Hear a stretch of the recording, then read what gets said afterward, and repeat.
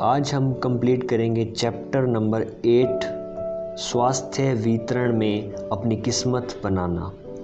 Book का नाम है Swasthya Kranti the wellness revolution in Hindi edition, written by Paul Zane Pilzer. चलिए जानते हैं क्या इन्होंने इसके अंदर लिखा है। समूचे इतिहास में किसी खास वायदा के निर्माण या नियंत्रण में तकदीर बनी और बिगड़ी है। हालांकि सतत सफलता नवीनतम तकनीक के विस्तार और वितरण से ही आई है। आज के संदर्भ में यह खास तौर पर सच है क्योंकि अधिकांश उत्पादों और सेवाओं की खुदरा कीमत का 70% वितरण में जाता है। यही नहीं, स्वास्थ्य उत्पादों के लिए यह वितरण मूल्य खुदरा मूल्य का 80% हो जाता है। खैर, इससे पहले कि हम स्वास्थ्य वितरण में संभावनाओं की तरफ रुख करें, स्वास्थ्य उद्यमियों के लिए यह ज़रूरी है कि वे असीमित संपदा के जीव वैज्ञानिक विचार को समझ ले, जिसकी बदौलत ये अधिकांश संभावनाएं पैदा हुई। अगली हेडिंग है असीम संपदा, आधुनिक अर्थशास्त्र के पीछे का जीव वैज्ञानिक सिद्धांत। यहाँ एक अभ्यास दिया गया है जो मैं अपने विद्यार्थियों को असीम संपदा की अवधारणा समझाने के लिए करवाता था। मैं छात्रों से कहता कि वे कल्पना करें कि वे एक रेगिस्तानी द्वीप पर बिना किसी संसाधन के फंस गए हैं। जीवित रहने के लिए उन्हें एक समाज गठित करना होगा और विशेषताओं के आधार पर अलग अलग कार्य बांटने होंगे, जैसे भोजन इकट्ठा करना, रहने के लिए स्थान बनाना, लकड़ियाँ इकट्ठा करना आदि। शुरुआत में इस समाज में सभी छात्र विभिन्न कार्यों को प्रजातांत्रिक तरीके से बारी बारी करने का प्रयास करते हैं, लेकिन बड़ी जल्दी वे समझ जाते हैं कि हर एक को किसी एक काम में महारत हासिल करना अधिक बेहतर होगा। जो लड़की सोमवार को सेब लेने जाती है वह ना सिर्फ सेब लेकर वापस आती है, बल्कि उसे मालूम होता है कि मंगलवार को सेब कहाँ से लाना है। बुधवार तक उसे न सिर्फ यह पता चलता है कि सेब कहाँ ढूंढना है, बल्कि वह उसके लिए ज़रूरी साजो सामान जैसे कोई थैला या हाथ गाड़ी आदि भी वह बना लेती है, ताकि सभी सेब एक साथ एक ही बार में ला सके। गुरुवार तक वह ऊंचाई तक पके सेब तोड़ने के लिए औजार बना लेती है। शुक्रवार तक वह सारा काम पिछले दिन के मुकाबले 1 घंटे से भी कम समय में कर लेती है। इसलिए बाकी समय में सेब का मुरब्बा बनाना और इसे सुरक्षित करना सीख लेती है। धीरे धीरे जीने के लिए आवश्यक सभी कार्य, भोजन ढूंढना, घर, ईंधन आदि बहुत कम समय और बहुत कम लोगों द्वारा पूरे कर लिए जाते हैं। इससे समाज के खाली बैठे सदस्य नई खोज के लिए स्वतंत्र हो जाते हैं, जैसे नए औजार बनाना या मनोरंजन करना। जैसे जैसे समाज विकसित होता है, सामान की विविधता और तादाद बढ़ती जाती है, जिससे एक नई ज़रूरत पैदा होती है, इन सब सामान और सेवाओं का वितरण करना। जल्द ही कुछ लोग पुरजोर तरीके से वितरण में लग जाते हैं, जिनका मुख्य काम होता है सबको यह बताना कि दूसरे क्या कर रहे हैं और क्या उपलब्ध है। ये वितरक या व्यापारी इस द्वीप समाज के सबसे अधिक संपन्न व्यक्ति बन जाते हैं, क्योंकि वे सबसे अधिक जीवन मूल्य जोड़ते हैं, खास तौर पर तब जब द्वीप समाज का सामना दूसरे द्वीप समाज से होता है और व्यापारी अधिक उत्पाद तथा औजारों का व्यापार शुरू कर देते हैं। इस पाठ से मेरे विद्यार्थी आधुनिक अर्थशास्त्र के असीम संपदा के 2 प्रमुख सिद्धांत समझते हैं। पहला, समय बीतने पर विशेषज्ञता से हासिल होने वाली आधुनिक तकनीक का इस्तेमाल कर असीमित व्यक्ति किसी एक माल या सेवा को असीमित मात्रा में उत्पन्न कर सकता है। दूसरा, किसी समाज की कुल संपदा वितरण द्वारा ही सीमित होती है, अर्थात समाज के वे व्यक्ति जो अपने विशिष्ट उत्पाद और तकनीक इस्तेमाल कर सकें और उन्हें बेच सकें। अमेरिका की आर्थिक ताकत कुछ हद तक उसके वितरण कानून पर आधारित है। जिसने शुरुआत में इसे दुनिया में उत्पाद और सेवा का सबसे बड़ा बाजार बनाया। अमेरिकी संविधान आमतौर पर हर राज्य को स्वयं शासन का अधिकार देता है, सिर्फ एक सशक्त विरोधाभास को छोड़कर। कोई भी राज्य ऐसा कानून या नियम नहीं बना सकता जो उसके नागरिकों को दूसरे राज्य के साथ स्वतंत्र व्यापार न करने दे।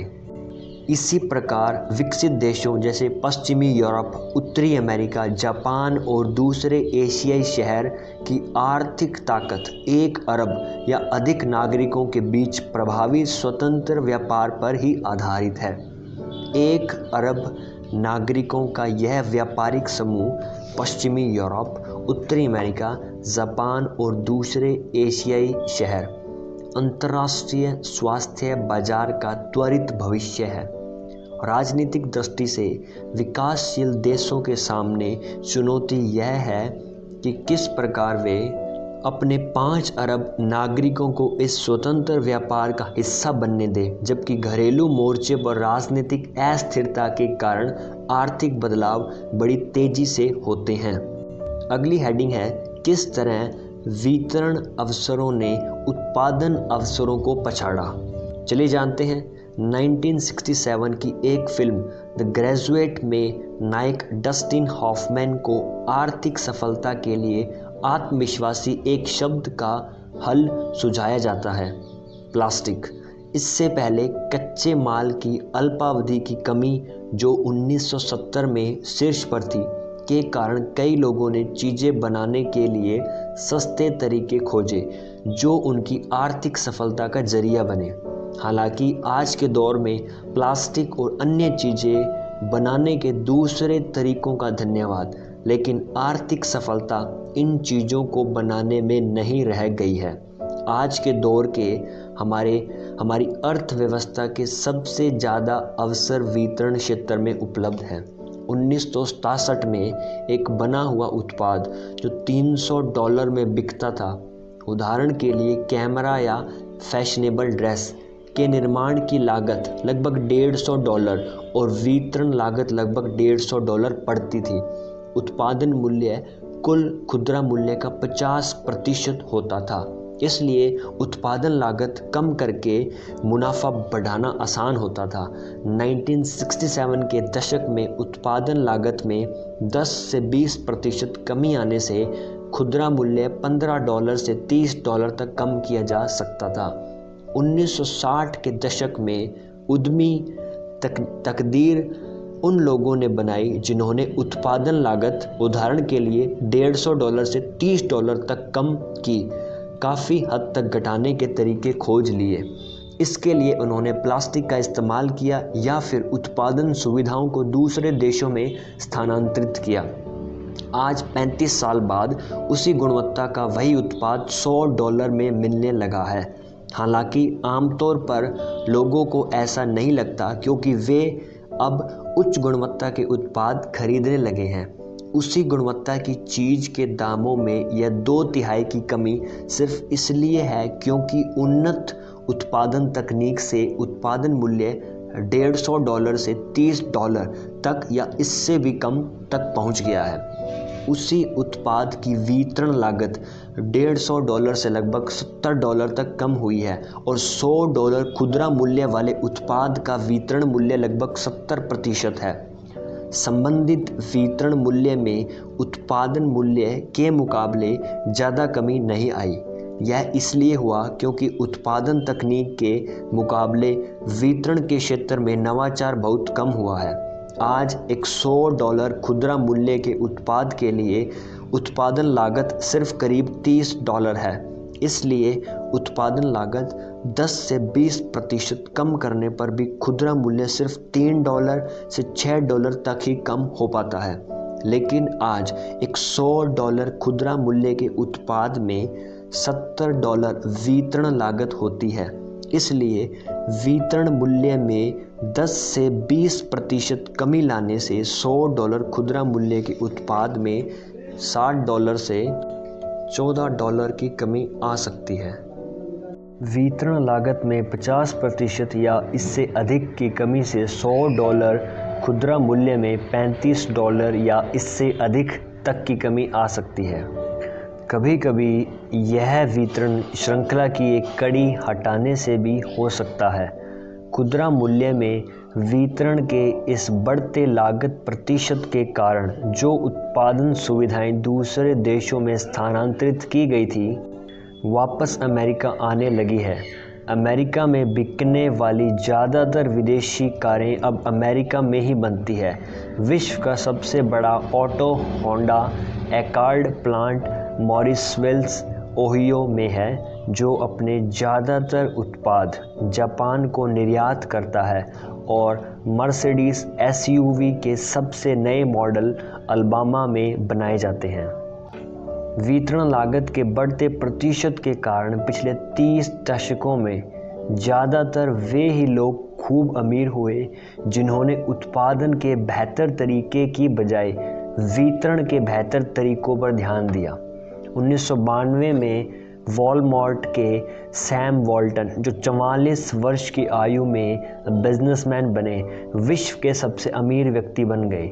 सैम ने अपनी ज़िंदगी में कभी किसी चीज़ का उत्पादन नहीं किया और अपने नियमों के तहत वॉलमार्ट ने सिर्फ ब्रांडेड नाम वाली दूसरी कंपनियों की बनाई वस्तुओं को वितरित किया। 1980 में EDS के रॉस पैरट सिर्फ दूसरी कंपनियों के हार्डवेयर और सॉफ्टवेयर वितरण का नया तरीका खोजकर अरबपति बन गए। 1970 के दशक में फेडरल एक्सप्रेस के फ्रेड स्मिथ एक ऐसी एयरलाइन बनाकर अरबपति बन गए जो सिर्फ माल वितरण करती थी। यह सूची अंतहीन है और ताज़ा मिसालें भी खोजी जा सकती है, जिनमें Amazon.com के इंटरनेट बिलियनियर जेफ बेजोस है, जिन्होंने बेतहाशा दौलत कमाई। उन्हें टाइम मैगजीन ने 1999 में मैन ऑफ द ईयर चुना। इन साइबर कारोबारियों ने चीज़ों के प्रभावी वितरण के लिए नए औजार का इस्तेमाल किया। अगली हेडिंग है 21वीं शताब्दी के वितरण में किस तरह बदल गया। चलते हैं, जानते हैं। अगर हम हाल ही में अमीर हुए लोगों पर करीब से नज़र डालें तो देखेंगे कि वितरण अवसरों के स्वभाव में बदलाव आया है। जैसे कि पहला, वितरण वास्तव में दोहरी प्रक्रिया है। इसके अंदर 2 पॉइंट्स हैं। पहला पॉइंट, ग्राहक को उत्पाद और सेवा के बारे में शिक्षित करना जो उनकी ज़िंदगी को सुधारेगा। एंड दूसरा पॉइंट, ग्राहक तक उत्पाद या सेवा का भौतिक स्वरूप पहुंचाना। सैम वॉल्टन, फ्रेड स्मिथ और 20वीं शताब्दी के अन्य वितरण अरबपतियों ने अपनी संपत्ति ग्राहक तक उत्पाद पहुंचाने का बेहतर और सस्ता तरीका ढूंढकर बनाई। अरबपति पहले से जानते थे कि ग्राहक क्या चाहता है। दूसरी ओर जेफ बेजोस और 21वीं शताब्दी के वितरण अरबपति उपभोक्ता को नए उत्पाद और सेवाओं की जानकारी देकर अमीर बन रहे थे, खासतौर पर वे उत्पाद और सेवाएं जिनके बारे में उपभोक्ता जानता ही नहीं था।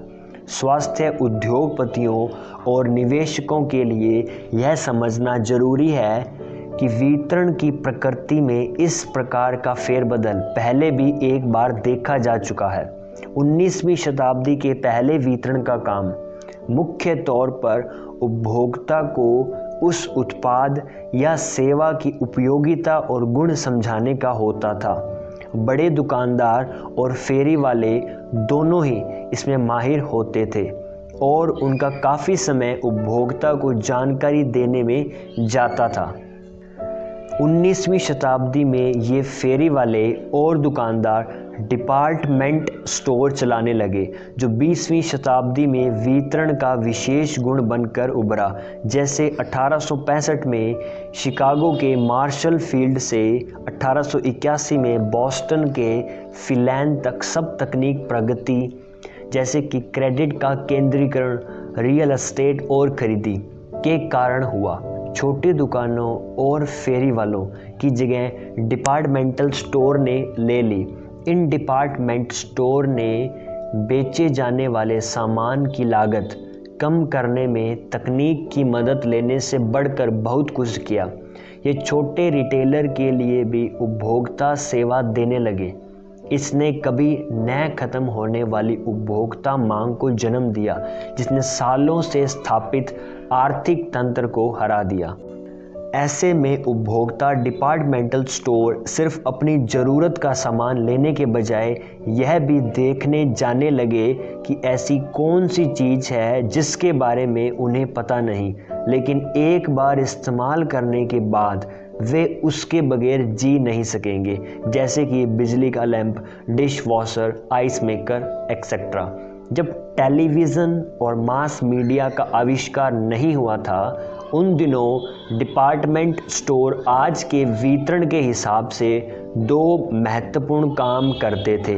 वे पहले उपभोक्ता को उनके जीवन में बेहतरी लाने वाले उत्पाद की शिक्षा देते थे, फिर उन्हें ज़रूरत के अनुसार उत्पाद खोजने और खरीदने में सहायता करते थे। वे उत्पाद को भौतिक रूप से फैक्ट्री से सीधे उपभोक्ता तक वितरित करते थे। यहाँ से हम दो विशेष शब्दों का इस्तेमाल करेंगे, ये है बौद्धिक वितरण और भौतिक वितरण।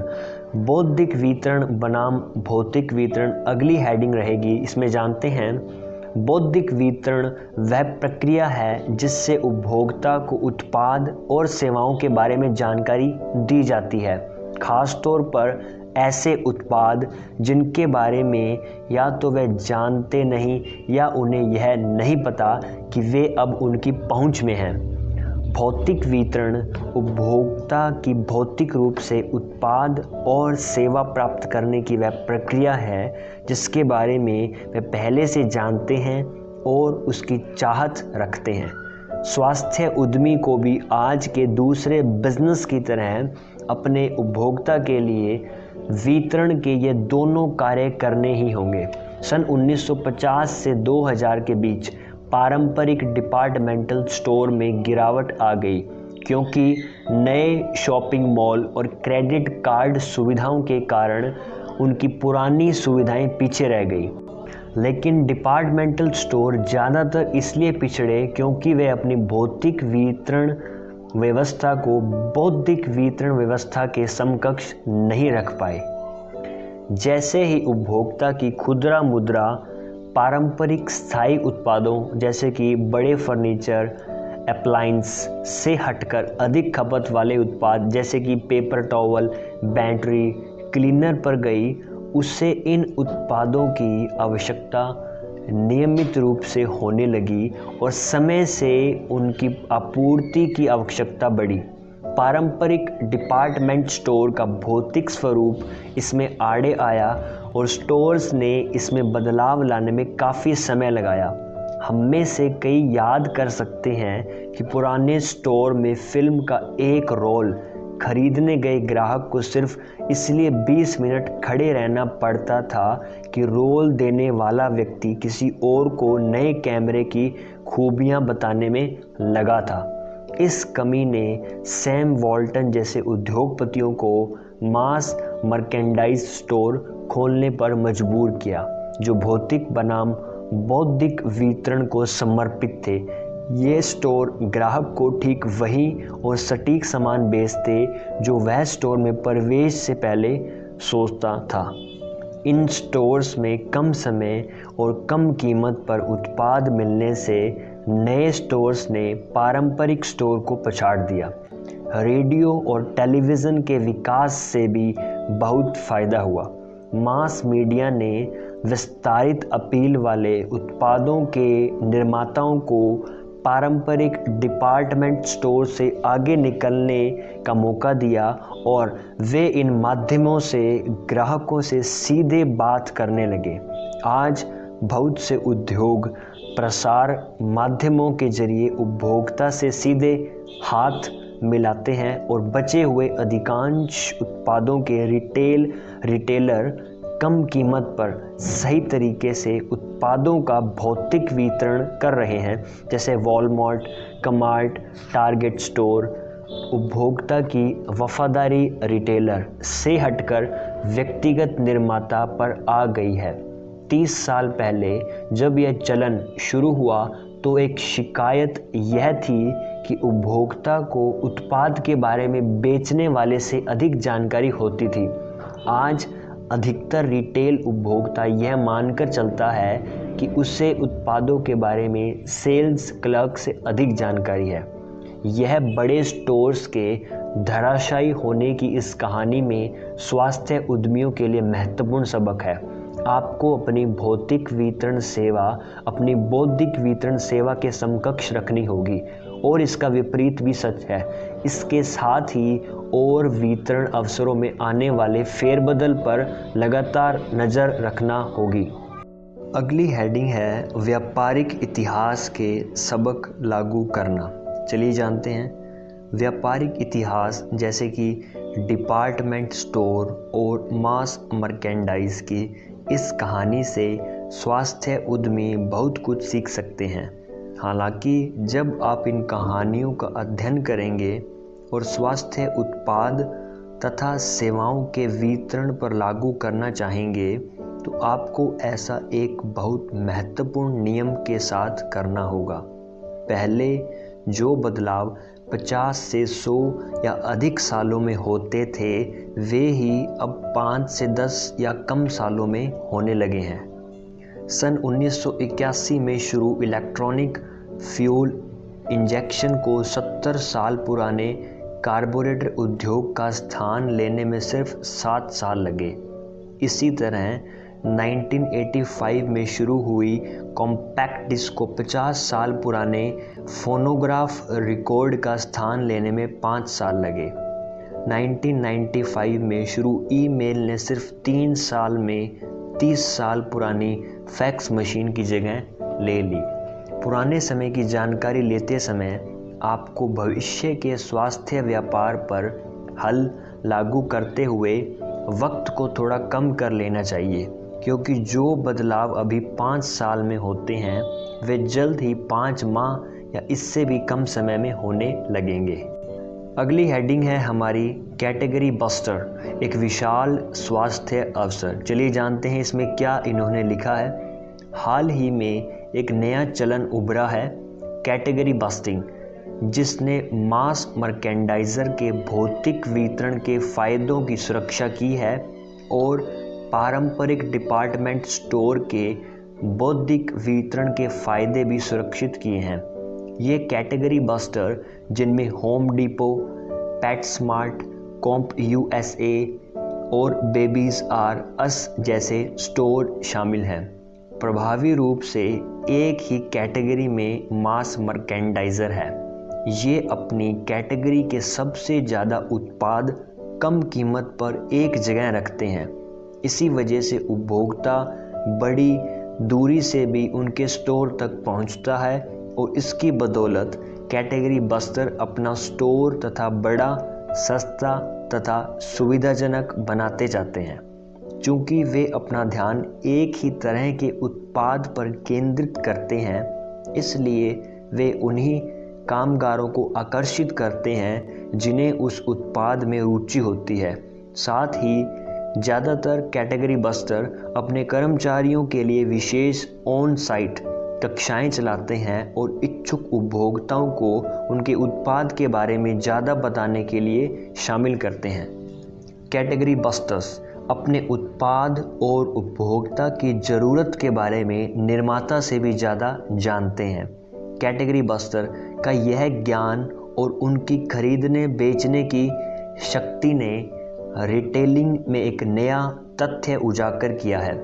ब्रांडेड उत्पाद अपने औसत उत्पादन मूल्य से भी कम रिटेल कीमत पर बिक रहे हैं। ऐसे रिटेल उत्पाद हैं जो थोक मूल्य से भी कम पर बिक रहे हैं। यहाँ एक उदाहरण दिया गया है, यह व्यवस्था कैसे काम करती है। सन 1992 में किसी कंपनी ने एक एयर कंप्रेसर $300 थोक कीमत में बेचा, जो $600 की खुदरा कीमत पर हार्डवेयर व औजार दुकानों में बिका। कंपनी इस उत्पाद को $200 प्रति यूनिट बनाती थी, जिसमें $50 लेबर वह सामान की लागत और $150 डिज़ाइन, औजार, डाई मूल्य आदि के थे। 5 साल तक 10 लाख यूनिट के उत्पादन के लिए कंपनी को $150 million plant, research, tool die, engineering design आदि पर $150 प्रति यूनिट खर्च करना पड़ा। सन 1993 में होम डिपो ने अनुमान लगाया कि वह $600 से बहुत कम कीमत यानी कि $200 के खुदरा मूल्य पर 5 लाख यूनिट बेच सकती है। उसने $100 की कीमत पर 5 लाख यूनिट कंपनी से खरीदने की पेशकश की। पहले तो कंपनी ने यह कहकर इनकार कर दिया कि उन्हें उत्पादन में ही दोगुनी लागत लगती है, पर बाद में कंपनी को समझ आया कि प्रस्ताव से तकनीकी रूप से उन्हें कुछ मुनाफा तो होगा ही, और अगर वह प्रस्ताव स्वीकार नहीं करेंगे तो होम डिपो प्रतियोगी के पास पहुंच जाएगा जो उच्च क्षमता वाला प्लांट लगाकर उन्हें व्यापार से बाहर कर देगा। कंपनी ने प्रस्ताव स्वीकार किया और होम डिपो ने 8 लाख यूनिट बेचे। इसी के साथ साथ निर्माता ने उत्पादन तकनीक में सुधार कर लागत को $50 प्रति यूनिट तक कम कर लिया।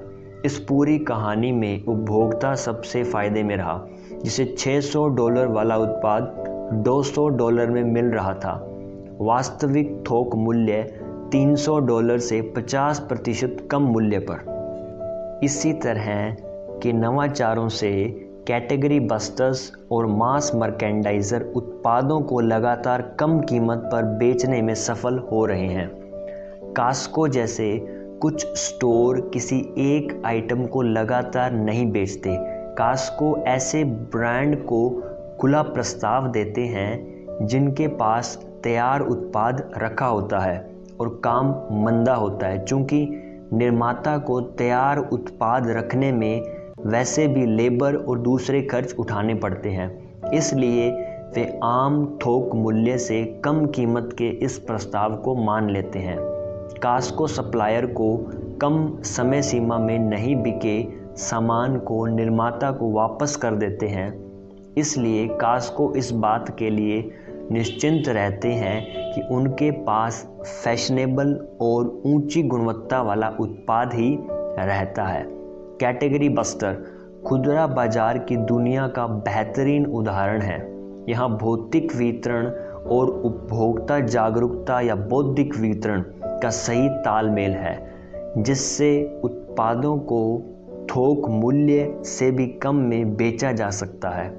लेकिन अब तक स्वास्थ्य उद्योग में कोई कैटेगरी बस्टर अवतरित नहीं हुआ है। यह स्वास्थ्य के एक महान अवसरों में से एक है, एक बड़ा अवसर है। बहुत से स्वास्थ्य उत्पाद और सेवाओं के लिए एक ऐसी विशाल दुकान या फिर एक ऐसा मॉल खोलना जहां बेहतरीन बौद्धिक और भौतिक वितरण सेवाएं हो। यही नहीं, जैसा हम अब परीक्षण करेंगे, स्वास्थ्य उद्योग के लिए कैटेगरी बस्टर का अवसर बहुत आकर्षक इसलिए हो सकता है क्योंकि कई स्वास्थ्य उत्पाद अपने आप में विशेष हैं। अगली हेडिंग है जीरो मार्जिनल उत्पाद मूल्य का नया युग। जानते हैं इसमें क्या लिखा है? आर्थिक परिदृश्य के महाबदलाव की बदौलत ही कैटेगरी बस्टर्स श्रेष्ठ गुणवत्ता के उत्पाद थोक मूल्य से कम मुनाफे पर भी बेच लेते हैं। हम प्रभावी जीरो मार्जिनल उत्पादन और भौतिक वितरण लागत के युग में प्रवेश कर रहे हैं। यह कथन हर उद्योग के आपूर्तिकर्ता और खुदरा विक्रेता के लिए अत्यंत प्रभावी है, लेकिन खास तौर से उद्योग के लिए, क्योंकि अधिकांश स्वास्थ्य उत्पाद और सेवाएं जीरो मार्जिनल लागत के होते हैं, जैसे कि विटामिन, पूरक पोषक तत्व और फिटनेस क्लब आदि। हर यूनिट पर लगने वाले कच्चे माल और मेहनत आने का मूल्य इतना गिर गया है कि प्रति उत्पाद उसके शोध और विकास लागत तथा प्रति उत्पाद मार्केटिंग लागत ही कई उत्पादों के लिए मायने रखती है। कच्चा माल 4 स्तरों से गुजरकर तैयार होता है। पहला, research and development R&D। Second, भौतिक निर्माण उत्पादन। थर्ड, बौद्धिक वितरण। फोर्थ, भौतिक वितरण। पारंपरिक तौर पर उत्पादन और सेवाओं में सबसे अधिक लागत प्रति यूनिट भौतिक निर्माण लागत और भौतिक वितरण लागत में लगती थी। महंगा कच्चा माल और हस्तचलित लेबर पर खर्च हर यूनिट पर घटता बढ़ता रहता था। इसी तरह भंडारण और स्थानांतरण का खर्च भी घटता बढ़ता रहता था। लेकिन आज मार्केटिंग, प्रोडक्ट और सेवाओं में अधिकतम खर्च शोध और विकास लागत स्तर 1 पर किया जाता है और बौद्धिक वितरण लागत स्तर 3 पर किया जाता है। यही बात नए उत्पादों और सेवाओं जैसे सॉफ्टवेयर, मनोरंजन, संचार, खासतौर से स्वास्थ्य उत्पाद पर 100% लागू होती है, क्योंकि यहाँ पर उत्पाद का मूल्य पूरी तरह से शोध व विकास और मार्केटिंग खर्च पर निर्भर करता है। यह कुछ हद तक पारंपरिक उत्पादों जैसे कैमरा, कपड़े और दूसरी उपभोक्ता वस्तुओं पर भी लागू होता है। इस प्रकार उत्पादन और वितरण के क्षेत्र में अवसर की प्रकृति बदल रही है, खासतौर पर उन उत्पादों के लिए जिनकी उत्पादन और भौतिक वितरण लागत बेहद कम है, जैसे स्वास्थ्य उत्पाद और सेवाएं। उत्पादन क्षेत्र में अवसर अब उत्पाद के आविष्कार और डिज़ाइन में है, न कि प्रति यूनिट भौतिक उत्पादन की कीमत कम करने में। और वितरण के अवसर अब बौद्धिक वितरण बनाम भौतिक वितरण हो गए हैं। मास मर्चेंट्स पहले रिटेलर थे जिन्होंने सबसे पहले बदलाव महसूस किया। करोड़ों उपभोक्ता आज यह खोज रहे हैं कि घर का सामान ऑनलाइन खरीदना ज़्यादा प्रभावी है या किसी अन्य ऑटोमेटिक सीधे या फैक्ट्री से घर पहुँचे तंत्र के जरिए। थोक खरीदी और जहाज के जरिए सीधे निर्माता से माल खरीदने में मूल्य कम हो जाता है। साथ ही इस सीधी डिलीवरी की कीमत रिटेल स्टोर तक जाने के समय और पैसे से कम पड़ती है। और यह शुरुआती बचत तो बस शुरुआत है। जैसे जैसे उपभोक्ता में घर पहुंच सेवा की चाहत बढ़ेगी, निर्माता अपना अधिकतर माल सीधे उपभोक्ता तक पहुंचाने का प्रयास करेंगे और बीच की कड़ियों जैसे थोक व्यापारी आदि से बचेंगे। इससे कीमतें और कम हो जाएंगी। इस नए चलन के चलते हम अपने घरों में कांच के दरवाजे वाला सामने का एक पोर्च बनाएं, जिसमें डिलीवरी देने वाला व्यक्ति उत्पाद उस समय भी रख सके जब घर पर कोई नहीं हो। इस कमरों में फ्रिज, हीटर, ड्राई क्लीन के लिए हैंगिंग रोड और इलेक्ट्रॉनिक कैमरा हो जो किसी के मौजूद होने पर तस्वीरें खींच ले। इस तरह के इलेक्ट्रॉनिक बरामदे जिसमें मैग्नेटिक कार्ड एंट्री हो शायद भविष्य के घरों का जरूरी हिस्सा बन जाएं। 20वीं शताब्दी की शुरुआत में तैयार उत्पाद और कच्चे माल के वितरण का प्रमुख जरिया रेल लाइन थी। फिर ट्रांसपोर्ट उद्योग के कारण यह महत्व कम हो गया। वे उपभोक्ता से सीधे संबंध बनाने में पिछड़ गए और बहुत से थोक व्यापारी यह गलती दोहराना नहीं चाहते। वॉलमार्ट, कास्को और अन्य व्यापारी जो भौतिक वितरण में माहिर हैं, तेजी से साइबर स्टोर बना रहे हैं, जैसे कि walmart.com और costco.com। वे इसके जरिए उस तकनीक समय चक्र को हराने का प्रयास कर रहे हैं जो उन्हें भविष्य में बाजार से बाहर करने का भय दिखा रही है। लेकिन वे ऊपरी चोटी की लड़ाई लड़ रहे हैं, क्योंकि वे अब भी भौतिक वितरण के सिकुड़ते अवयव पर ही ध्यान दे रहे हैं। आज और निकट भविष्य में खुदरा अवसर बौद्धिक वितरण में है।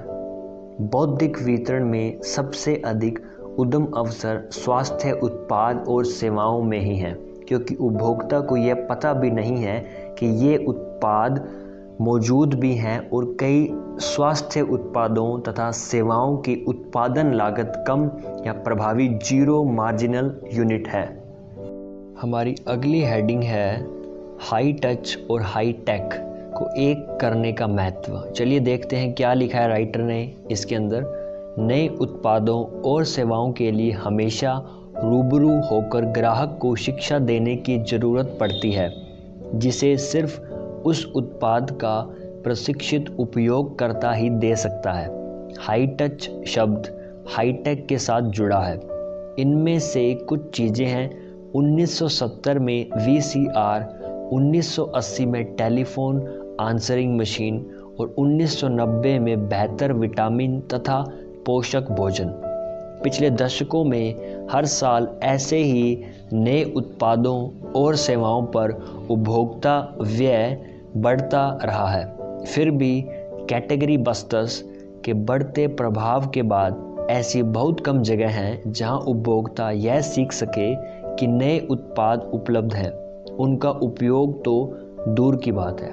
हाई टच और हाई टेक का जरूरी सफल जोड़ नए उत्पादों, खास तौर पर नई तकनीक और स्वास्थ्य के क्षेत्र में सीधे व्यक्ति से व्यक्ति को बेचने वाली कंपनियों के विकसित होने का कारण है। 1980 के दशक में एमवे वितरकों ने MCI के साथ अनुबंध कर लंबी दूरी की उपभोक्ता डिस्काउंट टेलीफोन सेवा और एमवे प्रोएक्टिवली एमवॉक्स सर्विस के माध्यम से घर पर वॉइस मैसेजिंग सेवाएं शुरू की। 1990 के दशक के सबसे सफल विटामिन और पोषक पूरक पदार्थ सीधे मार्केटिंग कंपनियों के जरिए बाजार में उतारे गए। प्रसिद्ध पूरक उत्पादों की कई दवा श्रेणियों जैसे इफेड्रा वज़न कम करने के लिए, पाइक्नोजेनोल एंटीऑक्सीडेंट और इकोनेशिया सर्दी और फ्लू स्टोर्स में आने से पहले केवल सीधे मार्केटिंग कंपनी से उपलब्ध होती थी। स्वास्थ्य उत्पाद और नई तकनीक के चलते डायरेक्ट सेलिंग कंपनियों की बिक्री हाल ही में 50% बढ़ी है। यह 1995 के 17 अरब डॉलर से 2000 में 26 अरब डॉलर हो गई है। यह पारंपरिक रिटेल की प्रगति से लगभग दोगुना था।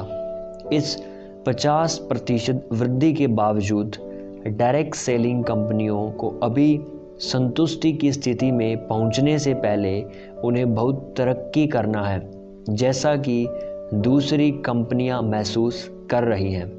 अमेरिका में डायरेक्ट सेलिंग का बाजार आज 30 अरब डॉलर वार्षिक का है, जो अमेरिकी रिटेल स्टोर की बिक्री 30 खरब डॉलर के 1% से भी कम है। एक ही मास मर्चेंट वॉलमार्ट के सन 2000 में आए 165 अरब डॉलर से अधिक थी। डायरेक्ट सेलिंग और कैटेगरी बस्टर्स दोनों की वृद्धि के बावजूद हर साल बचे हुए लेकिन उपयोगी माल का बैकलॉग बढ़ता जा रहा है। हर घर जो बेहतर उपभोक्ता उत्पाद जैसे नवीनतम डिजिटल कैमरे से शिक्षण सॉफ्टवेयर और पोषण पूरक व स्वास्थ्यवर्धक भोजन तक इस्तेमाल करता है, उसके बावजूद ऐसे बहुत से उत्पाद और सेवाएं हैं जिनके बारे में उपभोक्ता को अब तक पता नहीं है। इसलिए अभी और निकट भविष्य में उपभोक्ता को उत्पादों और सेवाओं के बारे में जानकारी देना सर्वाधिक फायदेमंद उद्यमशीलता है। कुछ सीधे विपणन करने वाली कंपनियां अपने आप को ही पूरी तरह नहीं समझती। वह अभी भी जिसे उत्पाद बेचती है, यानी उत्पाद के अंतिम उपयोगकर्ता को कस्टमर और उन उत्पाद को उन्हें शिक्षित करने वाले को क्लाइंट कहती है। डायरेक्ट सेलिंग के वितरकों को बेचने और जानकारी देने तथा भौतिक और बौद्धिक वितरण के बीच अंतर करना सीखना होगा, जिससे वे पारंपरिक रिटेलर्स पर हाई टच फायदे का सही इस्तेमाल कर सके। अगली हेडिंग है इंटरनेट और .com कंपनियों का असर। चलिए जानते हैं। आज के हर बिजनेसमैन को इंटरनेट के प्रभाव का लोहा मानना ही होगा। उन्हें यह मानना ही होगा कि किस प्रकार उनके व्यापार में इंटरनेट का उपयोग हो सकता है और कैसे वह इंटरनेट व्यापार में प्रतियोगी बन सकता है। स्वास्थ्य उद्यमियों को खास तौर पर इंटरनेट के इतिहास और वितरण में इसकी कार्य प्रणाली को समझना होगा, जिससे वे उसका उपयोग अपनी व्यापार कार्य योजना में कर सके और अपने निवेशकों तथा व्यापार सहयोगियों को उनके सवालों के जवाब दे सके। आज के इंटरनेट को पेंटागन के हथियार शोधकर्ताओं ने 1960 में एक ऐसी संचार प्रणाली के रूप में विकसित किया था जो नाभिकीय हमले की स्थिति में भी काम कर सके। इसी प्रणाली को बिना किसी केंद्रीय स्थान के अलग अलग स्थानों को आपस में जोड़ने के लिए विकसित किया गया था। इस तरह हमले के वक्त सुरक्षित रहने वाला यह सिस्टम लगातार काम कर सके, भले ही आप नष्ट हो जाएं।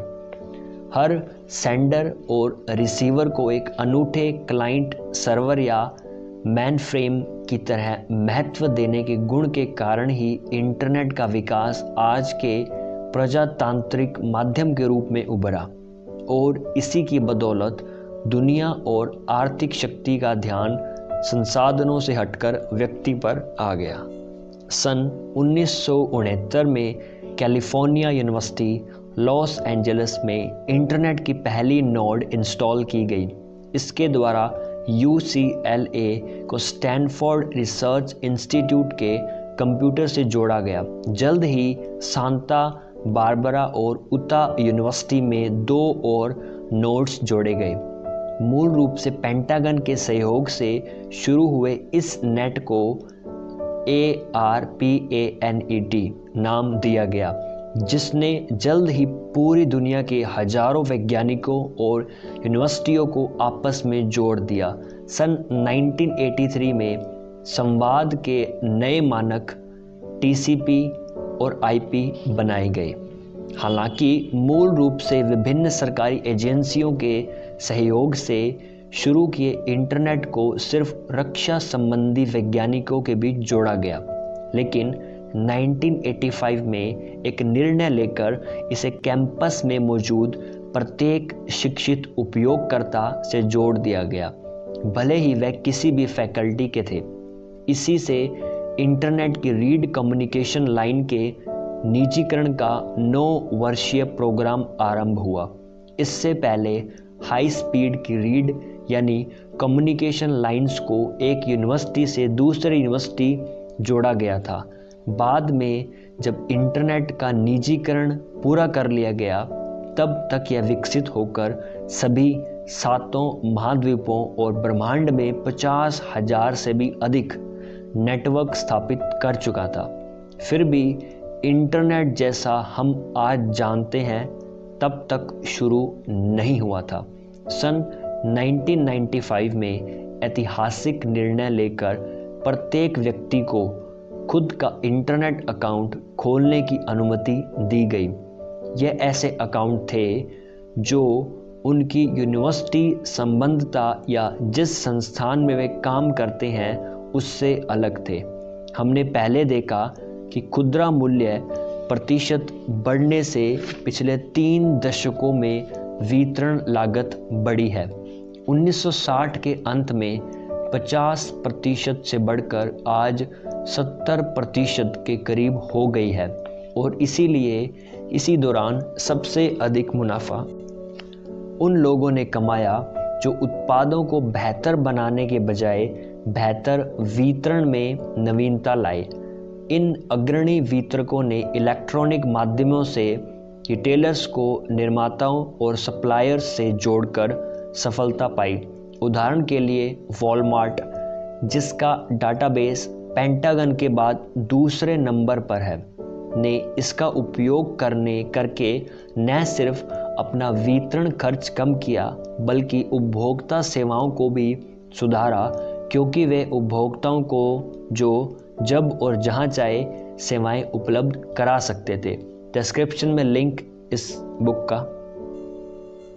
1990 की शुरुआत में यह समय अनुकूल तकनीक सिर्फ बड़ी कंपनियों के पास थी, जो अपने और सप्लायरों के मुख्य कंप्यूटर्स के बीच उपयुक्त संवाद प्रणाली स्थापित कर सकती थी। 90 के दशक में इस तेज संचार माध्यम की चिंगारी ने आर्थिक विस्तार को भी अग्नि दी। 1995 के व्यक्तिगत इंटरनेट खाता खोलने की अनुमति देने वाले ऐतिहासिक निर्णय ने इस दिशा में क्रांति ला दी। रातों रात बाजार में उपलब्ध सभी जीवनोपयोगी उत्पादों की जानकारी सभी को मिलने लगी और छोटे उद्योगपति तथा फॉर्च्यून 500 कंपनियों के बीच की दूरी पट गई। जिन कंपनियों ने स्वयं का कम्युनिकेशन सिस्टम बनाया हुआ था, उन्हें दोबारा शुरू करना पड़ा, क्योंकि उन्हें पता था कि उपभोक्ता और हजारों दूसरे छोटे सप्लायर्स स्वयं भी इंटरनेट पर मौजूद थे। इस निर्णय के परिणाम अब मुख्य धारा में दिखने लगे हैं। बस के इंतज़ार से लेकर खाद्य पदार्थों की खरीदारी तक बस स्टॉप को इलेक्ट्रॉनिक डिस्प्ले से जोड़ दिया गया है। इसलिए ड्राइवर तभी उस रोड पर जाते हैं जब यात्री इंतज़ार कर रहे हों। ग्राहकों को पेंट्री क्लोसेट अलमारी के पास अपनी ज़रूरत के सामान जैसे कि पेपर टॉवल, दूध, अंडे आदि पहले से ही तैयार मिलेंगे। जब वे सुपरमार्केट पहुंचेंगे या फिर सब्जियां सीधे उनके घर पर ही डिलीवर कर दी जाएंगी। लेकिन इस निर्णय के परिणाम वॉल स्ट्रीट पर स्मार्ट मुद्रा के रूप में दिख रहे हैं और जल्द ही मेन स्ट्रीट पर भी देखे जा सकेंगे।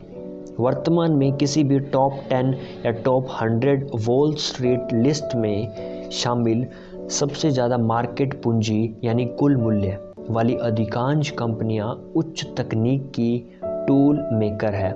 ये टूल मेकर कंपनियां उपभोक्ता द्वारा सीधे उपयोग में लाई जाने वाली एक भी चीज़ जैसे खाना, कपड़ा, घर, दवा आदि नहीं बनाती। इसके बजाय टूल मेकर ऐसे औजार बनाती है जिनकी मदद से दूसरी कंपनियां उपभोक्ता के सीधे काम आने वाले उत्पाद और बेहतर तरीके और गुणवत्ता के साथ बना सके। इसी कारण टूल मेकर कंपनियां अपनी उपभोक्ता कंपनियों से अधिक महत्व रखती हैं। अमेरिकी स्टॉक मार्केट में सबसे अधिक मूल्य वाली 10 कंपनियां सिस्को, माइक्रोसॉफ्ट, इंटेल, ओरेकल और वोडाफोन ऐसी है जिनका 20 साल पहले तक अस्तित्व भी नहीं था, लेकिन जिनकी संयुक्त कुल कीमत 10 खरब डॉलर तक पहुंच गई है। यह इंटरनेट.com कंपनियों का सबसे गलत समझा जाने वाला हिस्सा है। ये और हजारों अन्य तकनीक आधारित .com कंपनियां टूल मेकर है। ये उपभोक्ता की ज़रूरत या उत्पाद नहीं बनाती, बल्कि ये ऐसे उत्पाद बनाने वाली या वितरित करने वाली कंपनियों को कीमतें कम करने और बेहतर सेवाएं देने में सहायक होती है।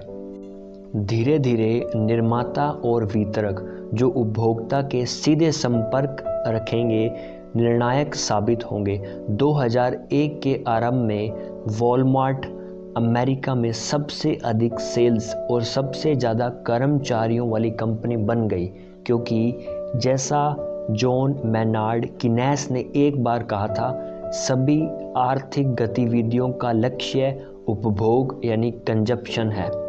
कई उद्यमियों और निवेशकों ने इंटरनेट को व्यापार मानने की गलती की है। इंटरनेट एक ऐसा साधन है जिसे दूसरे व्यापारों और अवसरों को आगे बढ़ाने में इस्तेमाल किया जा सकता है। किसी भी इंटरनेट आधारित व्यापार, खास तौर पर स्वास्थ्य व्यापार का भविष्य प्रमुख रूप से उत्पादों और उपभोक्ताओं पर ही निर्भर करेगा। ये हो गया हमारा चैप्टर कंप्लीट। डिस्क्रिप्शन में जाइए, हमें फॉलो करिए इंस्टाग्राम पर। एंड अगर आप घर बैठ के अच्छी इनकम कमाना चाहते हैं, अपने लाइफस्टाइल को इम्प्रूव करना चाहते हैं और ऐसी पॉजिटिव कम्युनिटी के साथ जुड़ना चाहते हैं, हमारे साथ कोलैबोरेशन करना चाहते हैं तो फॉर्म फिलअप करिए, इंस्टाग्राम पे मैसेज करें and get connected with team fire 64, the group of entrepreneurs. Thank you so much, have a good day.